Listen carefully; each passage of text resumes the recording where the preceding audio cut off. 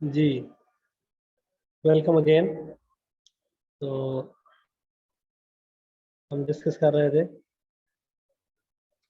Northern dry mountains, जहाँ पे rainfall कम है लेकिन ऑलमोस्ट क्लाइमेट वैसा ही हार्श है विंटर का, और समर का काफ़ी माइल्ड है।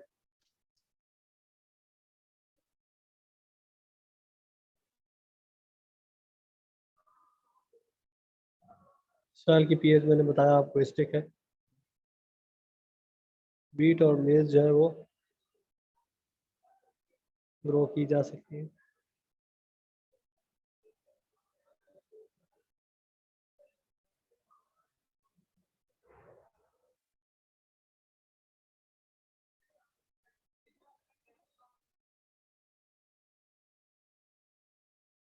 तो कुछ यहाँ पे इरिगेटेड सिस्टम लोगों ने बनाए हुए हैं, उसमें इवन राइस जो है वो भी ग्रो किया जा सकता है।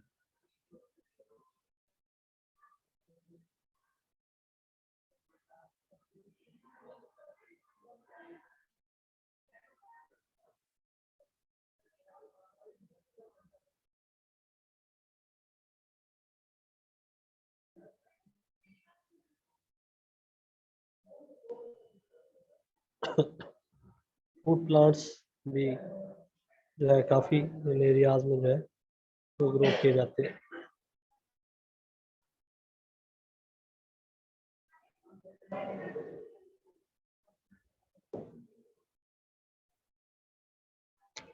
नेक्स्ट 8 नंबर पे अगर हम बात करें तो वेस्टर्न ड्राई माउंटेन्स है।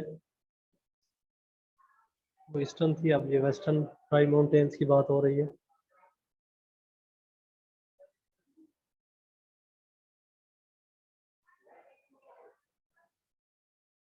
इसमें 1000 to 3000 मीटर हाइट की माउंटेन्स जो है वो रेंज करती हैं।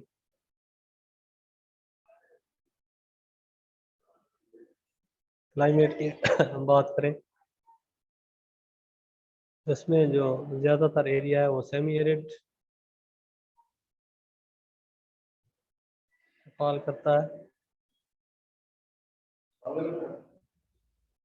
इसमें जो समर है वो आपका माइल्ड है, और आपका जो है विंटर सीजन जो है वो कोल्ड है। ऑलमोस्ट जो क्लाइमेट है वो वैसा ही है, लेकिन डिफरेंस यही है कि वेस्टर्न पार्ट,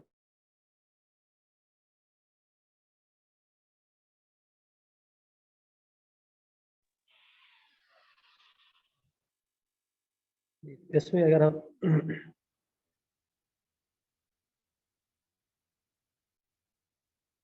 इसके टेम्परेचर की बात करें तो सदर्न पार्ट जो है वो उसमें टेम्परेचर ज़्यादा होता है। जैसे जैसे आप नॉर्दर्न साइड पे जाएंगे टेम्परेचर जो है वो कम होता जाएगा,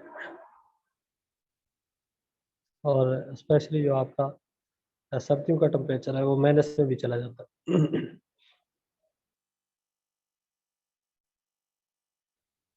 रेनफॉल की अगर हम बात करें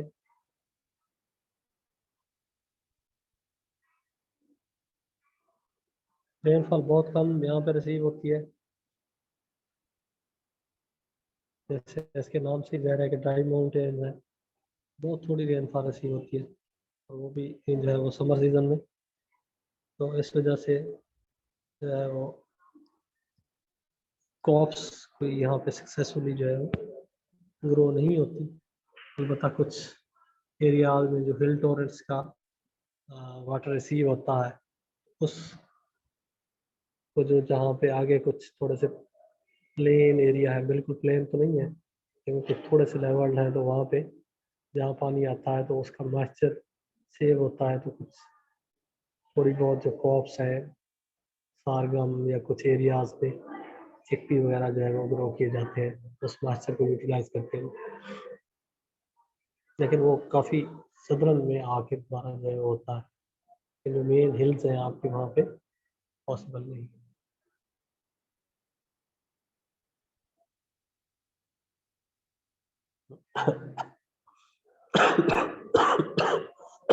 ज़्यादातर जो एरिया ग्रेजिंग के लिए जो है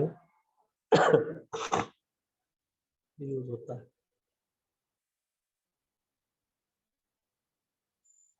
तो जहाँ पे इरिगेटेड सिस्टम थोड़ा बहुत लोगों ने करे सिस्टम इस तरह का बनाया हुआ, तो उसमें फ्रूट प्लांट जैसे एप्पल है, इसी तरह से कुछ पीच आड़ू है, प्लम है, एप्रिकॉट है, तो थोड़ा बहुत जो है वीट और मेज भी लगाते हैं, जहाँ पे उन्होंने इरिगेटेड सिस्टम जो है अपना इरिगेशन का बनाया हुआ। 9 नंबर पे अगर हम बात करें तो ड्राई वेस्टर्न प्लेटू है। बिल्कुल आप वेस्टर्न साइड पे चले जाएं, आपका कुछ डिजी खान का एरिया, जो है बलूचिस्तान का, इवन केपी का थोड़ा बहुत आएगा इसमें। तो ये ड्राई है प्लेटू, इसको कहते हैं ड्राई वेस्टर्न प्लेटू। इसमें आपकी क्लाइमेट जो है वो एरिड ही है, डेजर्ट है ज़्यादा, ट्रॉपिकल है। टेम्परेचर जो है वो मीन टेम्परेचर 40 है ऑलमोस्ट समर का, लेकिन विंटर का जो है वो टेम्परेचर लो होता है।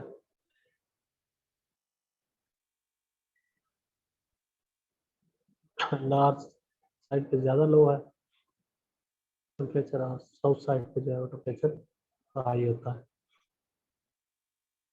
इस तरह से रेनफॉल की बात करें तो रेनफॉल काफ़ी कम है यहाँ पे, 36-37 मिलीमीटर है सिर्फ समर में। तो साउथ साइड है।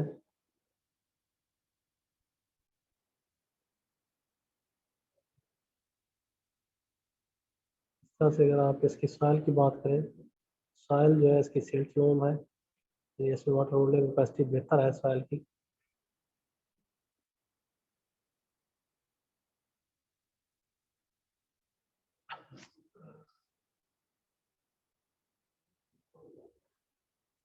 क्रॉप्स की अगर हम बात करें इसमें, तो जीरो फिटिक वेजिटेशन जो है वो, जीरो फाइट्स जो है वो सिर्फ ग्रो होते हैं, ग्रासेस वगैरह।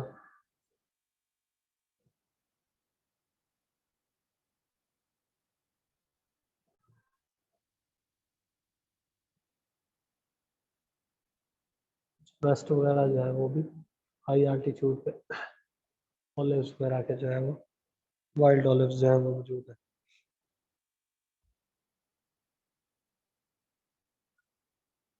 तो यहाँ भी ज़्यादातर ग्रेजिंग के लिए लैंड यूज होती है।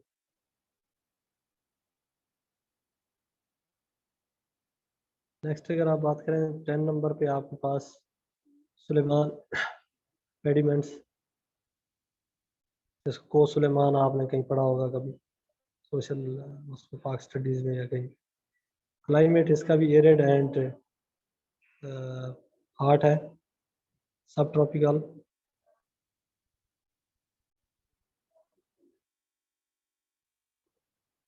रेनफॉल की बात करें तो रेनफॉल बहुत थोड़ी है, विंटर में सिर्फ 13 मिलीमीटर रेनफॉल है, और समर में भी जो है वो 21 और 38 तक जो है वो रेनफॉल रिसीव होती है। ऑलमोस्ट कह लें कि बिल्कुल ही एरिड एरिया है, रेनफॉल ना होने के बराबर है। बस सॉइल की बात करें तो लोम और कैल्केरियस सॉइल है।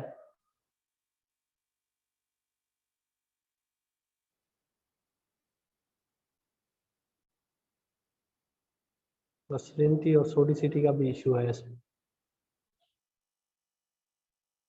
तो जो क्रॉप्स हैं जो थोड़ी बहुत ग्रो हो सकती हैं, वीट है, मिलेट है,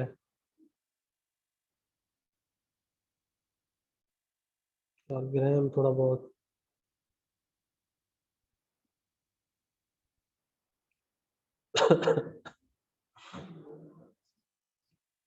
तो ये थे हमारे जो है 10 एग्रीकल्चरल जोन ऑफ पाकिस्तान।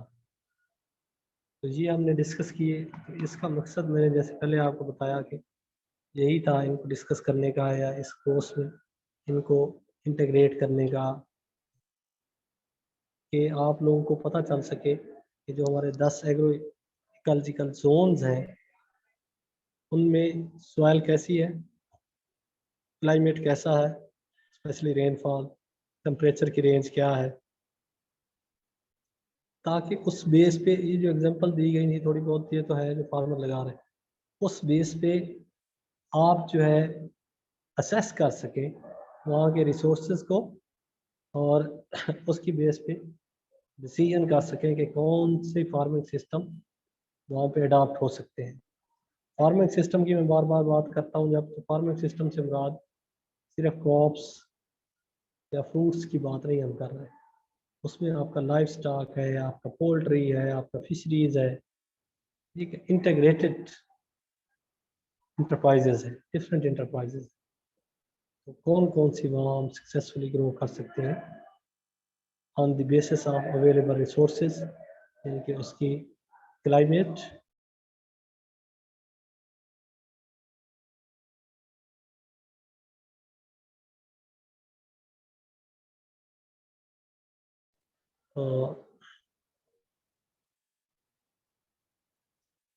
इन चीज़ों की बेस पे हम आके डिसाइड कर सकें और फार्मर्स को भी जो है वो गाइड कर सकें।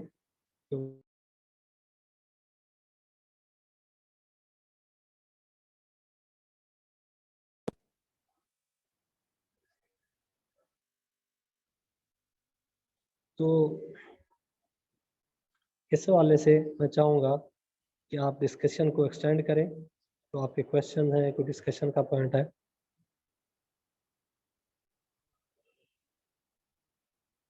जी सर ये पूछना था कि डेजर्ट के अंदर रात के टाइम इतनी ठंड क्यों होती है?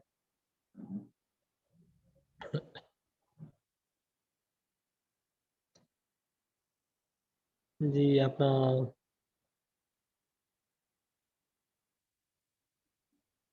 क्या नाम है आपका? उस्मान। जी उस्मान, उस्मान। आपका क्वेश्चन है कि सर डेजर्ट्स के अंदर जो है इतनी ठंड क्यों रात होती क्यों है, होती है रात के टाइम? रात को टेम्परेचर लो क्यों हो जाता है? मल्टीपल फैक्टर्स हैं इसके। जो डोमिनेट करता है फैक्टर, एक तो जो है पॉपुलेशन बहुत कम है वहाँ, पोल्यूशन भी डेफिनेटली उस हिसाब से बहुत कम है। ठीक है, एक तो ये फैक्टर है पॉपुलेशन और पोल्यूशन का, क्योंकि आपको पता है जहाँ पे पोल्यूशन ज़्यादा है, ग्लोबल वार्मिंग ज़्यादा है, तो वहाँ टेम्परेचर भी ज़्यादा होता है। तो इसके अलावा और बहुत सारे फैक्टर्स हैं, उसके लॉन्गिट्यूड और लैटिट्यूड पे भी जो है वो डिपेंड करता है। फिर एक जो सैंड है ना, इसकी एक करेक्टरिस्टिक है जो सबसे मेजर डिफरेंस है। सैंड की करेक्टरिस्टिक्स ये है कि ये जल्दी, इसका टेम्परेचर राइज भी जल्दी करता है और लोअर डाउन भी जल्दी होता है। मैं बात सही कन्वे कर पा रहा हूँ, आपको समझ आ रही?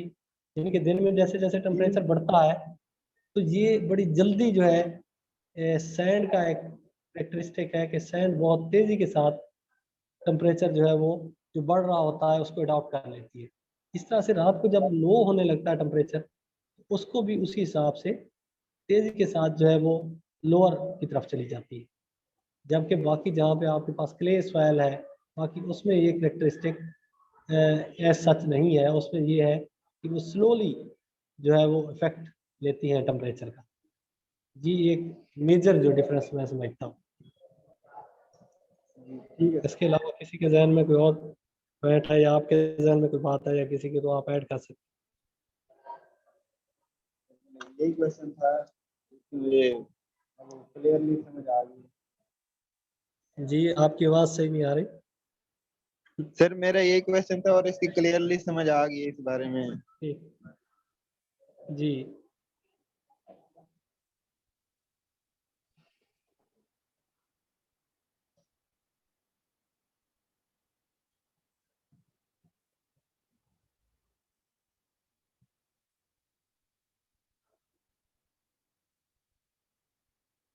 जी और कोई? क्योंकि क्लास में पार्टिसिपेशन बहुत ज़रूरी है आप लोगों की, तो ये क्लास पार्टिसिपेशन की बेस पे आपके सेशनल मार्क्स बिल्कुल होंगे। सर। ये पोस्ट ग्रेजुएट की क्लास है, इसमें डिस्कशन और पार्टिसिपेशन जो है यही हमारा तरीक़ाकार होगा। 50% टाइम जो है वो लेक्चर का होगा, 50% जो हम डिस्कशन करेंगे। राइट। सर आ गई तकरीबन समझ आज के लेक्चर की ना। लेकिन आपको डिस्कशन तो बढ़ाए ना, इसको समझ तो आ गई।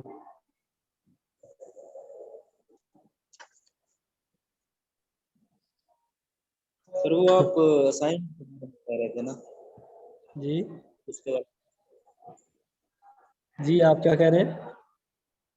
सर एक असाइनमेंट के बारे में आप कह रहे थे स्टार्ट जी में। जी, जी सर वो टॉपिक वगैरह उसका वो कैसे? वो LMS पे अपलोड कर दूंगा मैं उसको, असाइनमेंट को, उसका टाइटल भी और उसकी टाइमलाइन भी। वहीं पे आप जो है ना अपना असाइनमेंट कंप्लीट करके तो वहीं अपलोड करेंगे। मैं वहाँ पे ठीक हो अपलोड गया कर दूंगा, तो 2 वीक का तकरीबन टाइम दूंगा, सही। उसमें आप कंप्लीट करके अपलोड कर देंगे, तो फिर मार्किंग करके मैं आपको वापस कर दूंगा।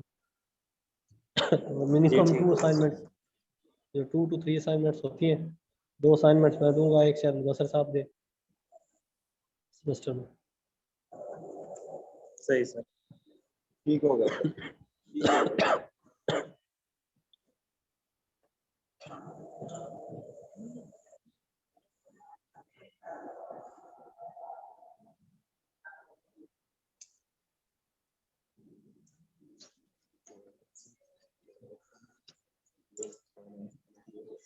जी वजाहत,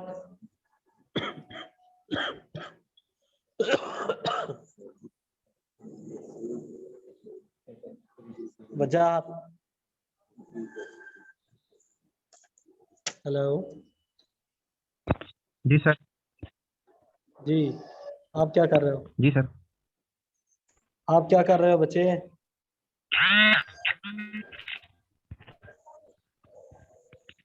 सर समझ आ गई है। जी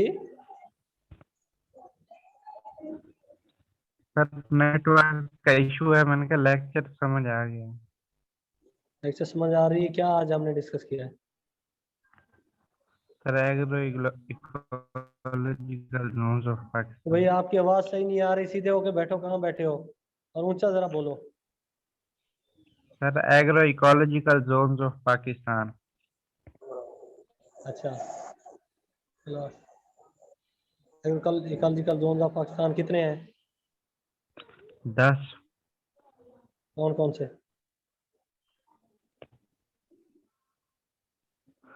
सर ये पढ़े हैं अभी। जी, कोई 4-5 के नाम बता दो ना, अभी पढ़े हैं ना हमने। सर इस तरह जी,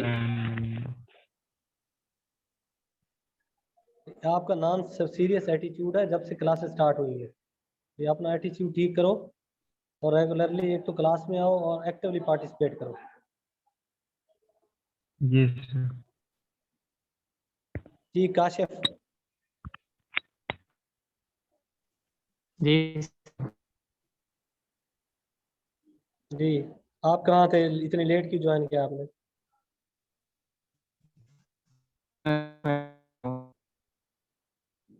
आपकी आवाज़ सही नहीं आ रही, ऊंचा बोलो।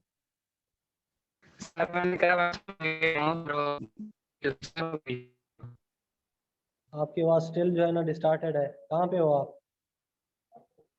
सर जी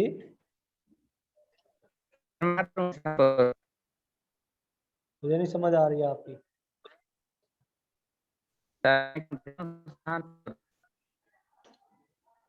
ये वहाँ पे आप बैठा करें जहाँ पे सिग्नल आपके पास पूरे होते हैं ऑनलाइन क्लास में। तो ये कोई एक्सक्यूज नहीं होगा, मेरे पास इंटरनेट नहीं है, मेरे पास सिग्नल वीक है, मेरे पास ये इश्यू है, मेरे पास वो इश्यू है। और क्लास का मतलब है जब क्लास स्टार्ट होगी तो आप लोग ज्वाइन करोगे। जो लेट आएगा तो जूम की बेस पे जो है उसकी अटेंडेंस जो है वो हम देखेंगे और उसी हिसाब से कंसीडर करेंगे। और ये लिख के रख लें कहीं पे कि लेक्चर शार्टेज आपकी होगी इस कोर्स में। ये बाद में ना कहना कि मैंने बताया नहीं था। 75% से लेस जिसकी अटेंडेंस होगी तो उसकी लेक्चर शार्टेज तस्वर की जाएगी, तो वो पेपर नहीं दे सकेगा। तो ये कैटेगोरिकली जो है आप अपने पास अपने आप को समझा लेंगे बात। जी सर। जी नवीद, आप भी लेट आए हो।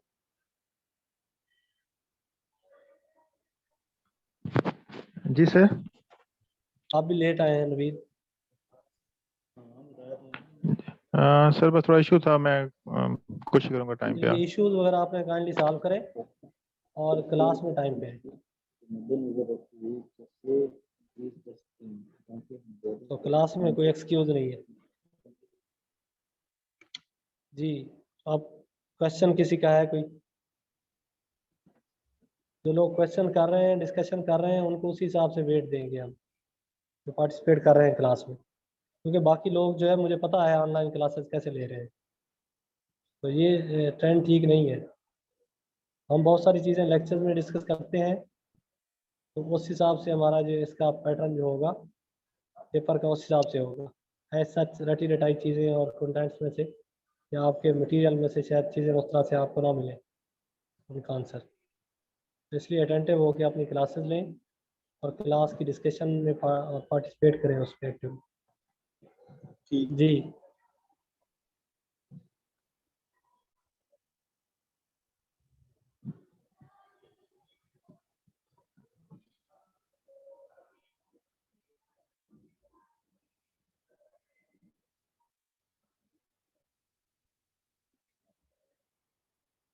ये कोई क्वेश्चन नहीं, तो फिर हम वाइंड अप करें इसको।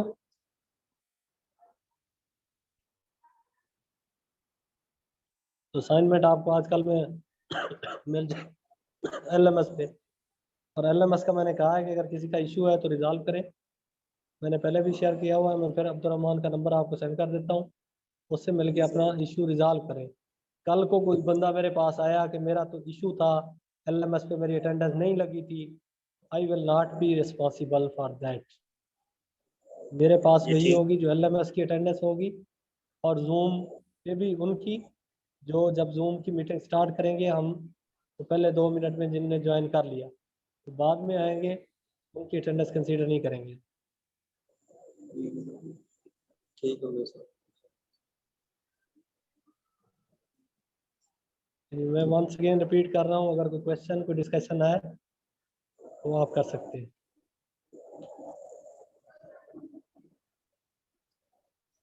सर ये क्वेश्चन है, साउथर्न इरिगेटेड प्लान्स को हम आप अपना माइक करीब करके बोलें, थोड़ा सा माइक करीब करके बोलें।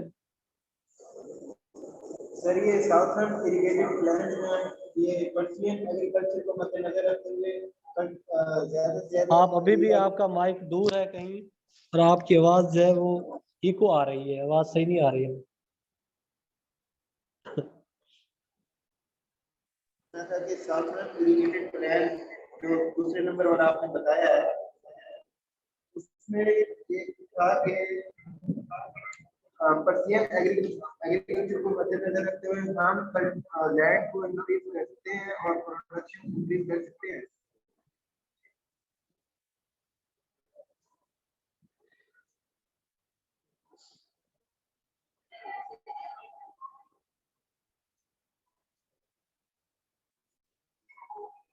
आपके पास मेरे पास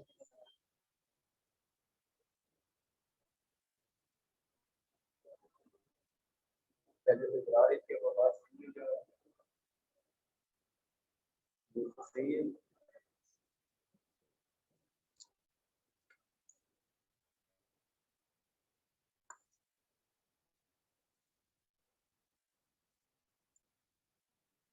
सर आवाज आ रही है?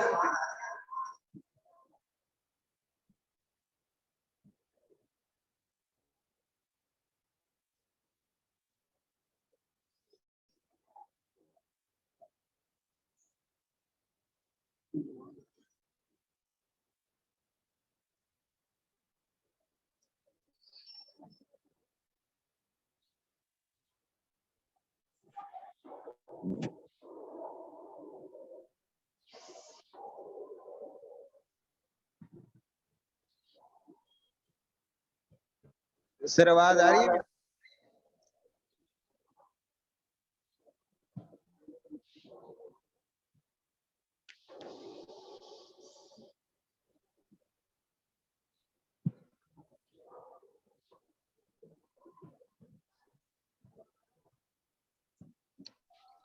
सुहान, आपकी आवाज आ रही है मुझे। सर ये पूछ रहा था कि मैं जो सेकंड नंबर पे आपने बताया ये इसके अंदर साउथर्न इरिगेटेड प्लान, तो इसके अंदर हम ये जी। इम्प्रूव करते हैं पर्शियन एग्रीकल्चर को मद्देनजर रखते हुए उन टेक्निक्स को, इसकी प्रोडक्शन इंक्रीज कर सकते हैं हम। ये आप क्वेश्चन काइंडली रिपीट कर दें। सर ये पर्शियन एग्रीकल्चर के बारे में बता रहा था कि साधारण इरिगेटेड प्लान में हम उसको अगर डालें तो उसकी प्रोडक्शन इंक्रीज होगी या थोड़ी सी बस वो फर्क आएगा उसका? डेफिनेटली होगी, क्योंकि अगर आप सदर्न इरिगेटेड प्लान्स की बात करें तो सदर्न इरिगेटेड प्लान्स में जो आपके डिस्ट्रिक्ट एरियाज आ रहे हैं वहाँ पे मोस्टली बड़े बड़े फार्मर्स हैं, बड़े लैंडलॉर्ड्स हैं, बड़े फार्म्स हैं। तो वहाँ पे बड़ा इफेक्टिवली जो है आप प्रिसीजन एग्रीकल्चर अडॉप्ट करते हुए उसकी टेक्नोलॉजीज़ को, लेज़र लेवलिंग है, बाकी जो अनमैन्ड व्हीकल्स हैं उनको यूटिलाइज कर सकते हैं। ठीक है, लेकिन टेक्नोलॉजी का होना, उसकी एक्सपर्टीज़ होना, अच्छी टेक्नोलॉजी होना, वो डेफिनेटली कंडीशंस है। वो अगर कंडीशंस फुलफिल करते हुए आप प्रिसीजन एग्रीकल्चर को करते हैं तो आप अपने रिसोर्सेज भी सेव कर सकते हैं, जुडिशियस यूज़ होगा रिसोर्सेज का, और प्रोडक्शन भी अल्टीमेटली इंक्रीज होगी।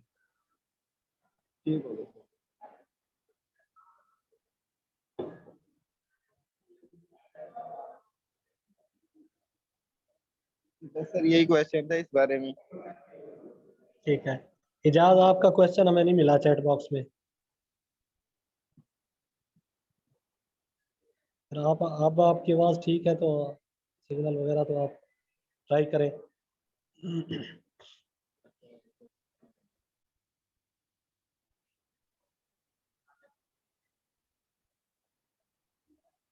इजाज़ नहीं है मेरा ख्याल हमारे साथ।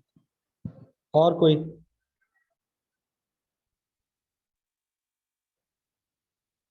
और किसी का क्वेश्चन? No sir. ओके जी, थैंक यू, अपना ख्याल रखें। तो मिलेंगे इंशाल्लाह नेक्स्ट वीक फिर 10:40 पे ही फिर हमारी इस तरह से 2 क्लासेस होंगी। तो ये ऐसे इंशाल्लाह ही सर। हमारी ऑनलाइन क्लासेस चलती रहेंगी, लेकिन कहीं पे कोई इशू होगा, कुछ चीज़ें हम फिज़िकली भी अपने जो फॉर्म पे मनसून के विज़िट करना चाहेंगे, कुछ टेक्नोलॉजीज़ आगे जो हम डिस्कस करेंगे वो वाली, तो वो फिर हम कुछ फिज़िकल क्लासेस, लेकिन एंड पे के बाद जो है कुछ फिज़िकल क्लासेस भी लेंगे, लेकिन स्टिल जो है हमारी ऑनलाइन क्लासेस जो है वो कंटिन्यू रहेंगी। थैंक यू, अल्लाह हाफिज़। अल्लाह हाफिज़।